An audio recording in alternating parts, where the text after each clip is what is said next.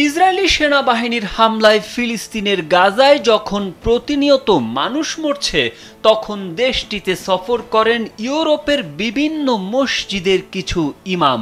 সফরকালে নেদারল্যান্ডের এক মসজিদের ইমাম করে বসেন বিতর্কিত একটি কাজ, যার ফলে তাৎক্ষণিকভাবে তাকে বরখাস্ত করে সংশ্লিষ্ট মসজিদ কমিটি।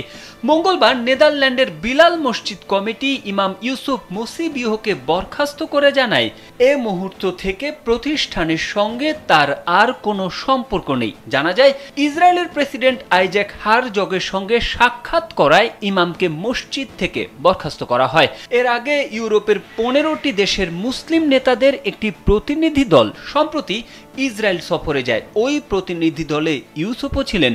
সোমবার তারা ইসরায়েলি প্রেসিডেন্টের সঙ্গে সাক্ষাৎ করেন। এ সময় আরবি ভাষায় ইসরায়েলের জাতীয় সঙ্গীত গেয়ে শোনান এবং অন্যদেরও গাইতে উদ্বুদ্ধ করেন।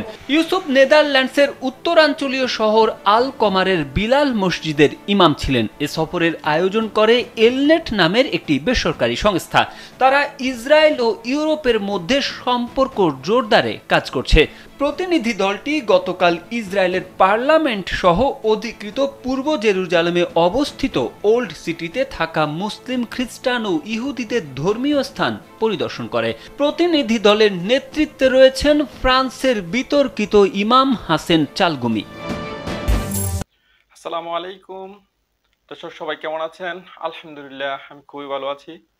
কিন্তু খবরটা দেখার পরে খুবই ভালো নেই, কারণ আপনি মুসলিম বিশ্বে এবং কি ওয়ার্ল্ড ওয়াইড যে ইসরায়েলকে নিয়ে ছিছি করছে, যে পাখির মতো মানুষ হত্যা করছে, এই ইসরায়েলকে নিয়ে প্রত্যেকটা নিউজে প্রত্যেকটা মানুষের ভিতরে যে ঘৃণা তৈরি হয়েছে, আজকে দেখেন মুসলিম বিশ্বের মানুষ হয়ে আজকে তারা ইউরোপের কিছু মুসলিম কান্ট্রি মসজিদের ইমাম তারা দেখা করতে গেছে ইসরায়েলে। এত নিকৃষ্ট কাজ, মানুষের মন মানসিকতা কিভাবে এত নিকৃষ্ট হয়, মানে এইগুলো না দেখলে আপনি বুঝবেন না। পুরা বিশ্ব যেখানে তাদেরকে ছিছি করছে, ইউরোপের বিভিন্ন রেস্টুরেন্ট থেকে বিতাড়িত করতেছে, একজন মুসলিম হিসাবে এবং মসজিদের ইমাম তারা কিভাবে এই কাজ করে? তো মুসলিমরা যদি মুসলিমের পাশে না থাকে, মুসলিমের কষ্ট না বুঝে, তাহলে তো হচ্ছে না। দর্শক, লাইক কমেন্ট করে পাশে থাকবেন।